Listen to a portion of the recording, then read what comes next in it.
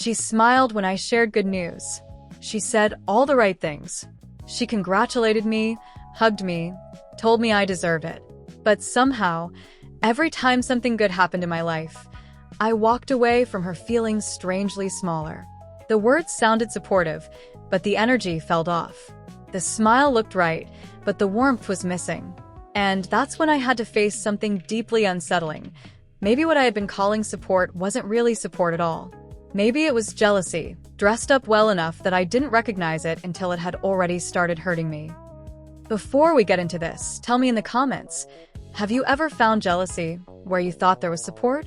Have you ever shared something beautiful, exciting, hard-earned, and instead of feeling truly celebrated, you felt awkward, guilty, or strangely deflated afterward? And while you're there, tell me where you're watching from. I always love seeing where you all are and how these stories resonate with women in so many different places. Stay with me until the end, because today we're talking about one of the most painful emotional discoveries in friendship, realizing that the person clapping for you may not actually be happy for you at all. There is a very specific kind of betrayal that almost no one prepares you for. It's not the betrayal of someone openly attacking you. It's not obvious rivalry. It's not someone clearly trying to bring you down. It's subtler than that, which is exactly why it takes so long to name. It's the betrayal of realizing that someone you thought was supportive has been deeply uncomfortable with your growth. This kind of pain is confusing because, on the surface, nothing looks clearly wrong. The person still says, "I'm proud of you." She still shows up. She still smiles, still asks questions, still sounds like a friend. But underneath that surface, something begins to feel off. The enthusiasm feels flat. The compliments feel tight. The reaction feels delayed, forced, or strangely small compared to what you just shared. And afterward, instead of feeling seen and celebrated, you feel uneasy. That is the part that disorients you. Because when someone openly resents you, at least the signal is clear. But when the jealousy is hidden under politeness, under half smiles, under good-for-you energy that doesn't quite land, you start questioning yourself instead. You think maybe you're imagining it. Maybe you wanted too much. Maybe you expected too much warmth. Maybe she was tired. Maybe she had a bad day. Maybe you're reading something into her tone that isn't really there. But then it keeps happening. You share something good, and she goes quiet. You celebrate a win, and she immediately changes the subject. You talk about something healing in your life, and somehow she responds with distance, sarcasm, or a weird little comment that takes the shine off the moment. And the pattern starts building. That's when something painful begins to come into focus. Some people can play the role of supportive friend very well, as long as your life doesn't force them to confront their own insecurity. Today I want to talk about that. Because a lot of women don't realize they've been living inside fake support until their life gets better. And when they finally see it, the grief is bigger than they expected, because the loss isn't just the friendship.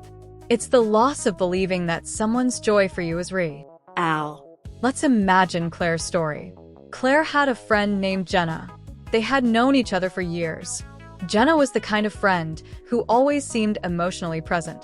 She asked questions. She remembered details. She checked in.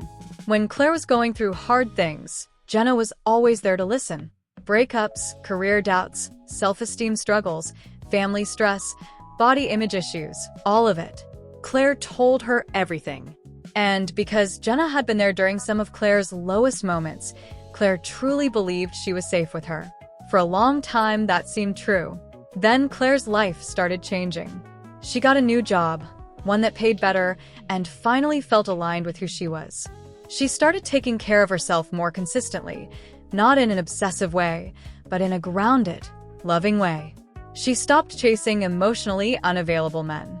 She met someone kind. She started feeling more stable, more centered, more self-respecting.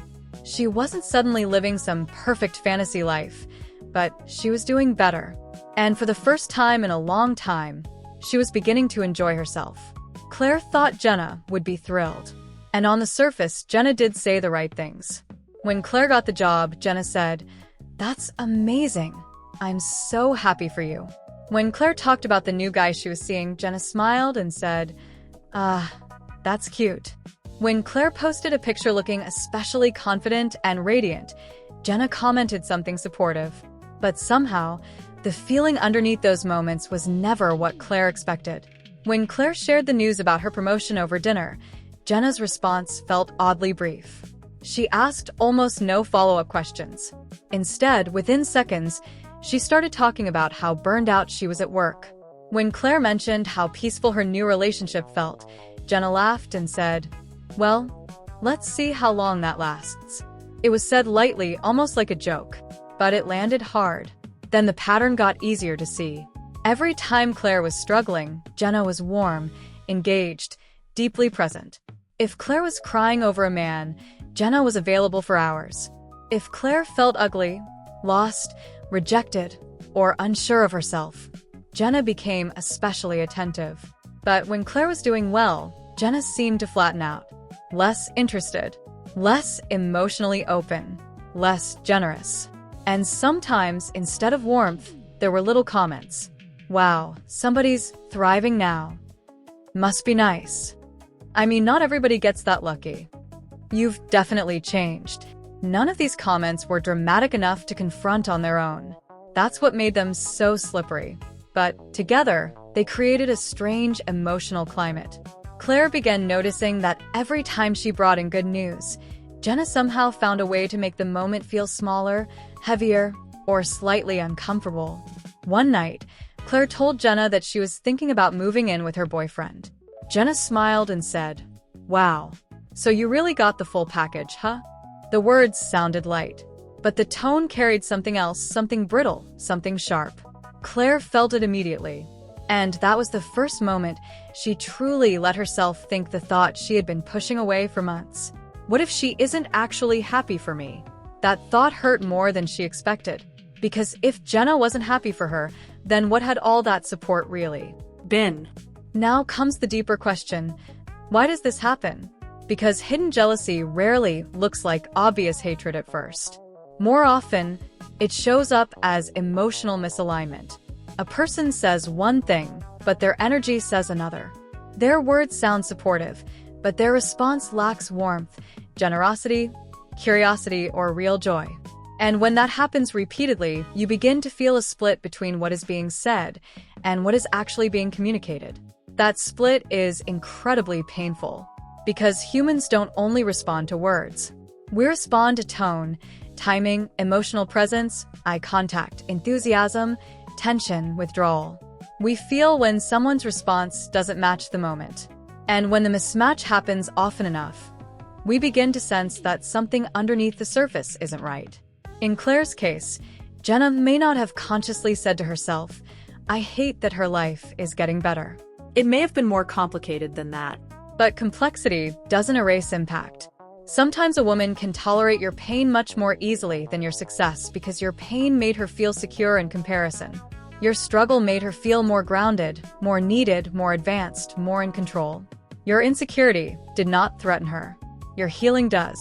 That doesn't always mean she is evil, but it often means she is deeply uncomfortable. Because as long as you were the one confused, rejected, insecure, unlucky, heartbroken, or behind, the relationship had a structure she could emotionally manage.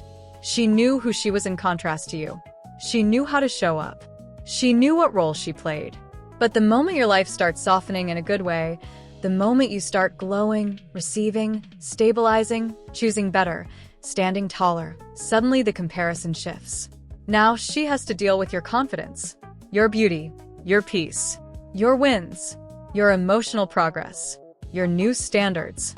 And not everyone knows how to stay loving in the face of that shift. That is why hidden jealousy often doesn't sound like, "I hate this for you." It sounds more like, "Must be nice. I guess some people just get lucky." Wow, you're really different now. Don't get too comfortable. These are not always explosive lines.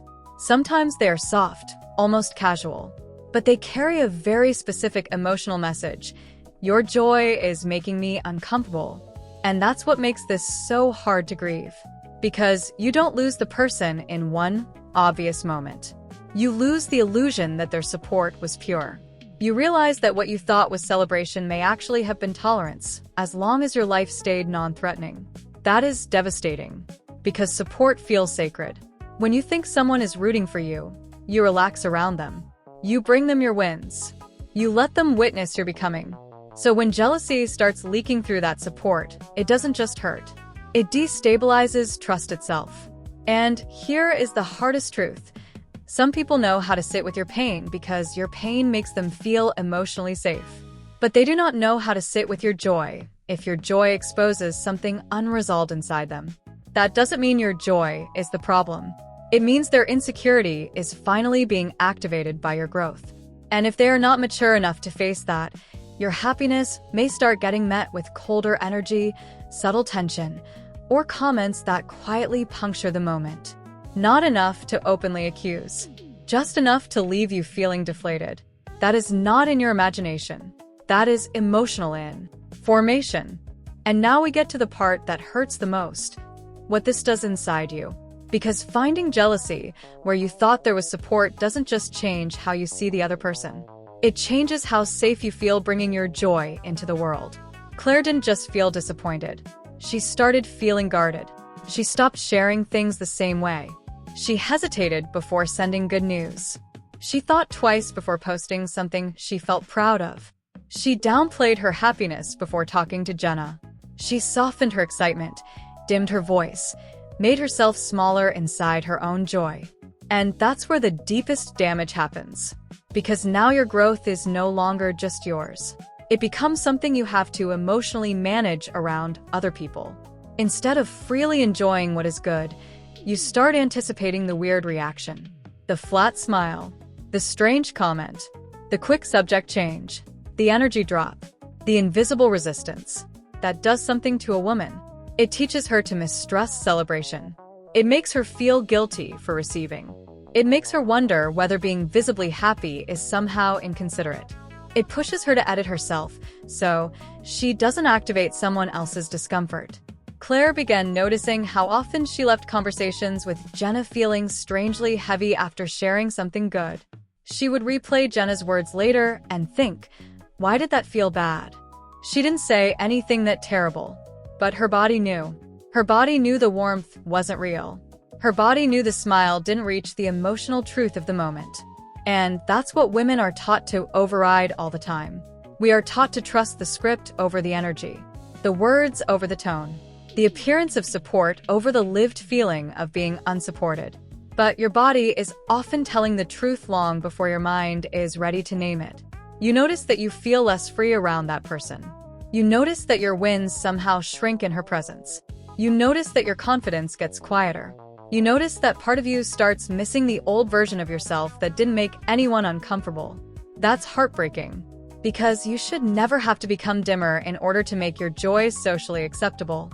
And yet that is exactly what happens when someone quietly resents the good in your life.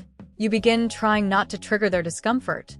You become strategic with your happiness, careful with your wins, measured with your shine. That is too high a price to pay for connection. And let me say something very clearly here. Understanding that the other person may be insecure, lonely, disappointed in her own life, or emotionally immature does not mean you have to keep pretending that fake support is enough. Compassion does not require self-minimization. Empathy does not require self-erasure. And understanding someone else's jealousy does not mean you have to keep handing them access to your joy. You are allowed to notice when support feels hollow. You are allowed to grieve the fact that someone you trusted wasn't truly able to celebrate you. You are allowed to stop bringing your brightest moments to people who only know how to meet you warmly when you are in pain. Because your wins deserve real joy around them. Not tight smiles, not subtle resentment, not polite bitterness, not emotional withholding disguised as support. So let me close this episode with one very clear sentence. If her support keeps leaving you feeling smaller, it may not be support at all. If someone smiles at your wins but drains the joy out of the moment, if they say, I'm happy for you, but their energy goes cold, if they offer congratulations while quietly shrinking, mocking, or resenting what's good in your life, that matters. Because support is not just words. Support is emotional generosity. Support is warmth. Support is presence. Support is the ability to let another woman shine without needing to dim her in response. And I know this realization hurts. It hurts because maybe this person was there during your hardest seasons. It hurts because maybe you told her everything. It hurts because maybe you genuinely believed she wanted the best for you. It hurts because maybe part of you still wants to believe she does. But none of that changes the emotional truth of what you're feeling now. Someone can care about you and still envy you.